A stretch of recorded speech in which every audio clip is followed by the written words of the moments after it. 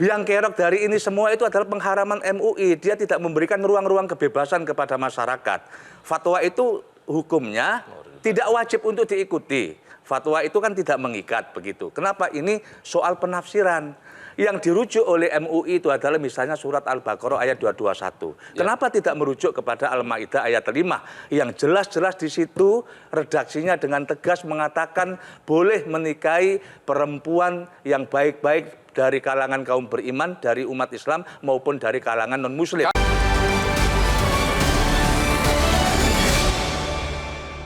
Dipersembahkan oleh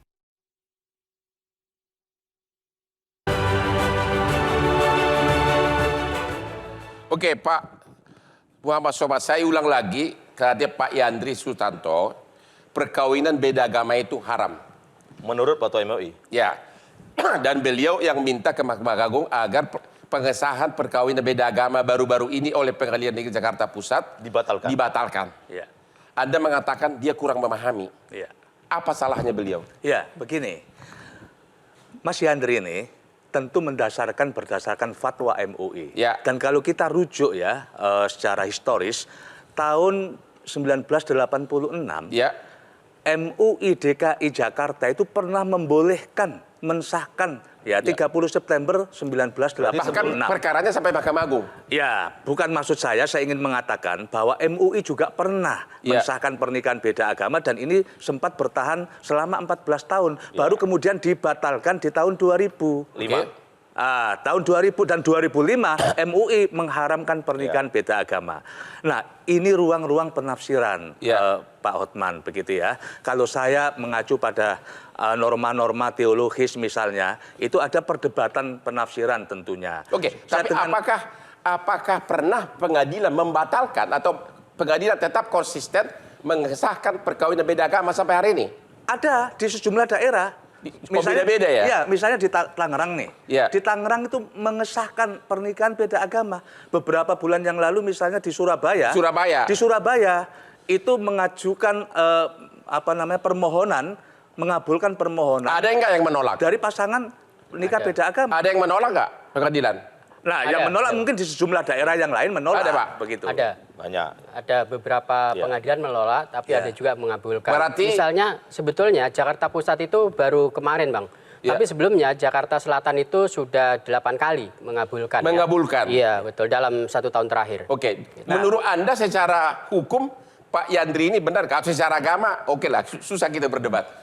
Secara hukum bagaimana? Yang ingin saya katakan adalah bahwa biang kerok dari ini semua itu adalah pengharaman MUI. Dia tidak memberikan ruang-ruang kebebasan kepada masyarakat. Fatwa itu hukumnya tidak wajib untuk diikuti. Fatwa itu kan tidak mengikat begitu. Kenapa? Ini soal penafsiran. Yang dirujuk oleh MUI itu adalah misalnya surat Al-Baqarah ayat 221. Kenapa tidak merujuk kepada Al-Maidah ayat 5 yang jelas-jelas di situ redaksinya dengan tegas mengatakan boleh menikahi perempuan yang baik-baik dari kalangan kaum beriman, dari umat Islam maupun dari kalangan non-muslim. Kalau begitu, Bapak akan diadu dengan Majelis Ulama Indonesia. Bapak Ihsan Abdullah. Ditantang Bapak nih, dia sudah memberikan kuliah yang mengatakan fatwa itu gimana-gimana. Sekarang Bapak yang jawab, boleh atau tidak? Jangan diadu, Bang. Jadi begini. Ya. Ini juga kebetulan ada yang mulia dulu yang memutus perkara ini. Jadi kita ini sudah selesai perdebatan mengenai nikah beda agama, boleh atau tidak? Boleh atau tidak? Karena sudah dibungkus di dalam undang-undang. Yaitu? Konsensus nasional, yaitu Undang-Undang 174. Ya. Di dalam pasal 2 ayat 1 jelas. Apabila dilakukan berdasarkan agama dan kepercayaannya. Masing-masing. Pasti sepakat nih. Semua itu merupakan ramuan dari agama-agama yang ada di Indonesia. Itu pasal 2 ayat 1. Ya. Jadi itu konsensus bangsa itu yang nggak boleh lagi diutak-utik. Ya, masing-masing agamanya. Iya. Kalau cewek Kristen, cowok Islam bagaimana? Yang mana yang diikut? Ini masing-masing agamanya. Nah, makanya kembali ke agamanya. Boleh atau tidak. Itu kan tidak menjelaskan agama, beda agama atau tidak beda agama. Ya. Maka Islam. Pasal ini diuji 10 kali. Nah, ini Pak yang mulia mantan nih. Ya. Beliau pernah menguji juga 10 kali dan MUI tampil untuk menjadi pihak terkait. Maka kami dari Majelis Ulama Indonesia sudah bergegas. Ya. Pasca putusan MK kami mohon kepada Yang Mulia diterima oleh semua pimpinan dan kami hadir bersama PBNU, Muhammadiyah, Al-Wasliyah, semua tokoh pimpinan MUI di sana. Ingin agar bagaimana implikasi pasal ini. Karena di prakteknya tadi sahabat saya itu Mas Nurkholis masih sahabat saya sebelum masih, saya ke Pak Gilbert apa mau bantah sebentar bang, belum kelar saya. Masih praktek untuk mengawinkan orang-orang yang ingin menyelundupi hukum. Bukankah ini bertentangan ada dengan juga hukum? karena cinta Pak. Nah akhirnya ya kalau memang cinta kan dari awal Tuhan nggak membedakan. Silakan pilih agamanya kok. Kalau kalian memilih Islam ya silakan nikah dengan Islam. Kalau memilih Protestan sahabat saya silakan. Kan begitu. Memilih Hindu silakan. Cowoknya kegantengan kayak gua sehingga ceweknya ada pilihan lain. Bang, bukan hanya ganteng, Bang. Ini menyangkut kehidupan dan keharmonian di dalam Pak. rumah tangga. Jawab dulu. Ya, pertama dalam konteks konstitusi ya, sebetulnya sampai hari ini itu kan belum clear, terutama dalam perspektif para aktivis HAM gitu ya. Jadi antara Undang-Undang 1 dengan yang lainnya, terutama Undang-Undang Perkawinan sama Undang-Undang Adminduk, ini kan semacam ada kontra kan gitu. Ada tumpang tindih. Iya, tapi menurut saya pasal 2 ayat 1 itu tidak bisa dimaknai sebagai pelarangan untuk menikah berbeda agama. Nah, lalu bagaimana implementasinya gitu ya? Jadi gini Bang, bagi mereka yang berbeda agama itu tetap bisa menikah. Bahkan mereka itu bisa memenuhi sesuai dengan hukum agamanya masing-masing. Misalnya kalau pasangan itu Islam dan Katolik, mereka melakukan akad nikah secara Islam, lalu pemberkatan juga secara Katolik. Dan kemudian izin pengadilan untuk pendaftaran. Nah, itu sebelum Dukcapil itu menolak, kan sebelumnya ada beberapa Dukcapil yang menerima.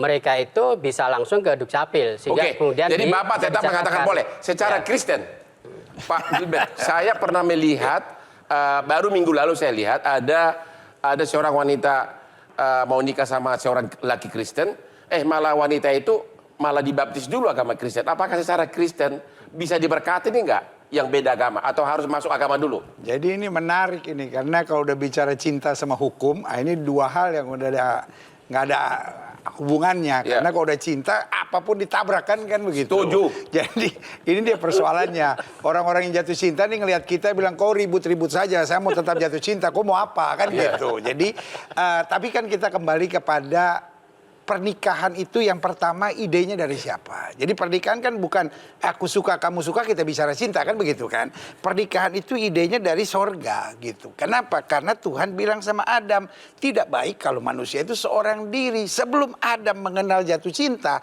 Tuhan lebih dulu mengenal cinta kan begitu. Nah jadi kalau bicara cinta tuh ada dua, yaitu perasaan dan aturan. Nah aturannya kita kembali kepada ide awal. Ide awalnya Tuhan. Jadi aturannya aturan Tuhan. Nah, jadi sebelum tahun 74 di Indonesia itu daftarkan kecatatan sipil dulu. Namanya dulu waktu itu masih berkelekestan kata orang Belanda bilang. Baru kemudian setelah didaftarkan baru diberkati. Nah, tapi sekarang setelah tahun 74 itu berubah hukumnya. Jadi dinikahkan dulu. Dan negara hanya mencatat gitu. Jadi negara nggak punya hak. Karena seperti saya bilang, kalau bicara aturan, itu kan kebetulan pernikahan aturannya apa? Negara atau Tuhan? Ya harus kembali ke Tuhan, karena idenya dari Tuhan. Di gereja yang Bapak pimpin, boleh nggak diberkati orang yang beda agama? Nah, jadi gini, sebelum dinikahkan, kalau di gereja ya, harus ada namanya konseling pranikah. Nah, ada yang setahun, ada yang 6 bulan, ada yang 3 bulan. Nah, di gereja kami itu 6 bulan. Nah, 6 bulan itu dibimbing. Nah, dibimbingnya pada prinsip Alkitab gini, 1 tambah 1 sama dengan 1. Jadi artinya dalam pernikahan keduanya menjadi 1. Caranya gimana 1 tambah 1 sama dengan 1? Gampang. 1 potong setengah, 1 potong setengah. Setengah dari kebiasaan istri, setengah dari kebiasaan suami. Ya harus digabungkan menjadi 1. Pertanyaannya apakah secara formal yang non-Kristen harus masuk Kristen dulu agar bisa diberkati? Karena dalam bimbingan itu yang pertama kita tahu bahwa yang menjadi kepala dalam rumah tangga ini adalah Tuhan. Nah, Tuhan dalam iman Kristen kita ya Tuhan Yesus. Nah, masing-masing kan harus mengacu pada itu gitu. Jawab dulu, Pak. Jadi apakah harus pindah agama atau tidak? Harus. Baru diberkatin? Karena masing-masing syaratnya harus dibaptis. Iya, harus dibaptis benar. Iya. Saya dengar juga di Katolik boleh dispensasi, beda agama boleh, tapi harus izin dari uskup, benar nggak itu? Yang saya dengar begitu. Saya dengar begitu, karena semua aturan harus dari paus. Tapi kalau di gereja Bapak harus dibaptis. Harus Dan untuk dibaptis. dibaptis harus satu agama. Ya harusnya begitu, tapi Berarti kan ada tidak orang, mungkin diberkati kalau ada beda orang juga agama. yang belaga-belaga baptis supaya. Oke. Kita istirahat dulu setelah yang berikut ini. Ini Pak Pendeta.